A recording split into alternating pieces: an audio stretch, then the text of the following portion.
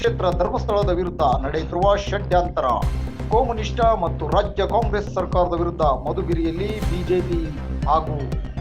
BJP ಹಾಗೂ ಧರ್ಮಸ್ಥಳ ಭಕ್ತಾದಿಗಳು ಪ್ರತಿಭಟನೆ ಮಾಡಲಾಯಿತು. ಈ ಕಾರ್ಯಕ್ರಮದಲ್ಲಿ ಬಿಜೆಪಿಯ ರಾಜ್ಯ ವಕ್ತಾರ ಎಚ್ ಚಂದ್ರಶೇಖರ್ ಅವರು ಕಾಂಗ್ರೆಸ್ ವಿರುದ್ಧ ತೀವ್ರ ಅಸಮಾಧಾನ ವ್ಯಕ್ತಪಡಿಸಿದರು.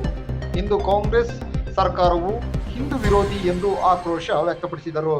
ಕಾಂಗ್ರೆಸ್ ಸರ್ಕಾರದ ಯಾರದೋ ಮಾತು ಕೇಳಿ ಧರ್ಮಸ್ಥಳಕ್ಕೆ ಅವಮಾನ ಮಾಡುವ ಕೆಲಸವನ್ನ ಮಾಡಿದ ಮುಖ್ಯಮಂತ್ರಿ ಸಿದ್ದರಾಮಯ್ಯ ಹಾಗೂ ಡಿ.ಕೆ. ಶಿವಕುಮಾರ್ ವಿರುದ್ಧ ಆಕ್ರೋಶ ವ್ಯಕ್ತಪಡಿಸಿದ ಮಧುಗಿರಿಯಲ್ಲಿ ತೀವ್ರ ಆಕ್ರೋಶ ವ್ಯಕ್ತಪಡಿಸಿದರು. ಇದೇ ಸಂದರ್ಭದಲ್ಲಿ ಬಿಜೆಪಿಯ ತಾಲೂಕು ಅಧ್ಯಕ್ಷರಾದ ಹನುಮಂತ ರೆಡ್ಡಿ, ತಾಲೂಕು ಪ್ರಧಾನ ಕಾರ್ಯದರ್ಶಿಗಳಾದ ಮೋಹನ್ ರಾಜ್ ಹಾಗೂ ರಮೇಶ್ ಎನ್ಎಸ್ ಹಲವು ಮುಖಂಡರುಗಳು ಪ್ರತಿಭಟನೆಯಲ್ಲಿ ಭಾಗವಹಿಸಿದರು. ಶ್ರೀ ಧರ್ಮಸ್ಥಳ ಅವಹೇಳನ ಮಾಡುತ್ತಿರುವ ವ್ಯಕ್ತಿಗಳನ್ನು ಕಾನೂನು ರೀತಿ ಕ್ರಮ ವಹಿಸಲು ಸರ್ಕಾರಕ್ಕೆ ಒತ್ತಾಯಿಸಿ ಮಧುಗಿರಿ ತಾಲೂಕಿನ ಉಪ ನೋಂದಣಾಧಿಕಾರಿಗಳ ಮುಖಾಂತರ ಸರ್ಕಾರಕ್ಕೆ ಮನವಿಯನ್ನ ಸಲ್ಲಿಸಲಾಯಿತು. ಮಾತಾ ಕಿ ವಂದೇ ವಂದೇ ಮಾತರಂ ಮಾತರಂ ಮಾತರಂ ಮಾತರಂ ಭಾರತ್. ಇವತ್ತು ಹಿಂದೂ ದೇವರುಗಳನ್ನ ಅವಹೇಳನ ಮಾಡೋದು, ಅಲ್ಲಿ ಧರ್ಮಸ್ಥಳದ ದೇವರ ಬಗ್ಗೆ ಎಷ್ಟು ಅವಮಾನ ಮಾಡಿದ್ದು, ಎಷ್ಟು ಅನುಮಾನ ಮಾಡಿದ್ದು. ಹೆಣ್ಮಕ್ಳಿಗೆ ಹೆದರ್ಕೊಳ್ಳೋರಿ ಧರ್ಮಸ್ಥಳಕ್ಕೆ ಹೋಗೋಕ್ಕೆ ಅಂತ ಪರಿಸ್ಥಿತಿ ನಿರ್ಮಾಣ ಮಾಡಿಬಿಟ್ಟಿದ್ರು ಈ ಪಾಪಿಗಳೆಲ್ಲ ಸೇರಿಕೊಂಡು. ನಮ್ಮ ಮನೆಗಳಲ್ಲಿ ಹೇಳೋರು ಹೆಣ್ಮಕ್ಳು ಸ್ವಲ್ಪ ಹುಷಾರು ಅಂತೇಳಿ.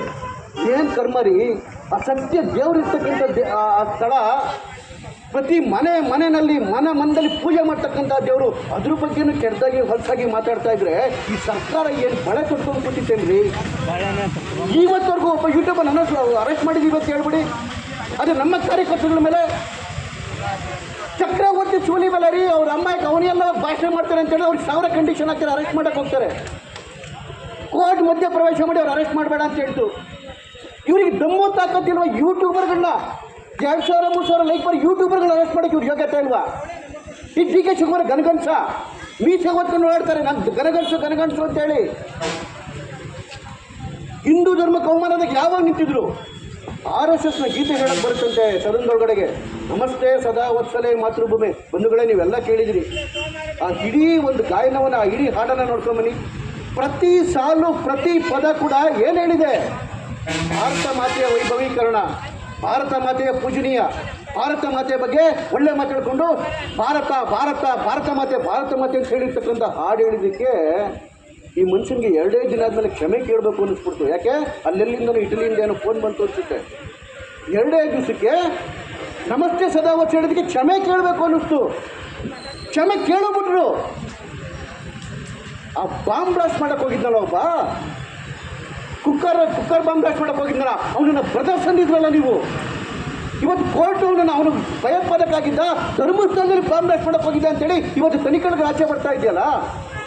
ಆ ಬಾಂಬ್ ಬ್ಲಾಸ್ಟ್ ಮಾಡೋಣ ಬ್ರದರ್ ಅಂದ್ಬಿಟ್ಟಿದೆ, ತಪ್ಪಾಯಿತು, ಕ್ಷಮೆ ಕೇಳಬೇಕು ಅಂತ ನಿಮ್ಗೆ ಯಾವತ್ತೂ ಅನಿಸಿದೆಯಲ್ಲ ಡಿ.ಕೆ. ಶಿವಕುಮಾರ್? ಅನಿಸಿಲ್ಲ. ಇವ್ರದ್ದೇ ಕನಕಪುರ ಕ್ಷೇತ್ರದಲ್ಲಿ ನಮ್ಮ ಶಿವನ ಬೆಟ್ಟ ರೀ, ಕಪಾಲ ಬೆಟ್ಟ, 100 ವರ್ಷದಿಂದ 1000 ವರ್ಷದಿಂದ ಏನು ಮುಕ್ತ ಹಿಂದೂಗಳು ಪೂಜೆ ಮಾಡ್ಕೊಂಡಿದ್ದಂತಹ ಬೆಟ್ಟ.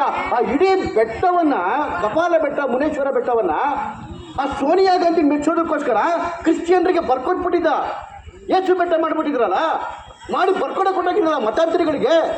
ಅದು ತಪ್ಪಾಯಿತು, ಕ್ಷಮೆ ಆಯಿತು ಅಂತೇಳಿ ಅವತ್ತನ್ನು ಕ್ಷಮೆ ಕೇಳಿದ್ರ? ಇಲ್ಲ, ಇವತ್ತವರೆಗೂ ಕ್ಷಮೆ ಕೇಳಿಲ್ಲ. ನಮಸ್ತೆ ಸದಾವತ್ಸರಲ್ಲಿ ಕ್ಷಮೆ ಕೇಳ್ಬಿಡಕ್ಕಾಗುತ್ತೆ ಇವರಿಗೆ. ಚಾಮುಂಡಿ ಯಾರಪ್ಪನ ಆಸ್ತಿ ಅಂತ ಕೇಳಿದ್ರಲ್ಲ, ಯಾರ ಆಸ್ತಿ ಅಂತ ಕೇಳಿದ್ರೆ? ನಮಸ್ತೆ ವೀಕ್ಷಕರೇ, ಇದು ಭೀಷ್ಮ ನ್ಯೂಸ್ ಚಾನಲ್ ವತಿಯಿಂದ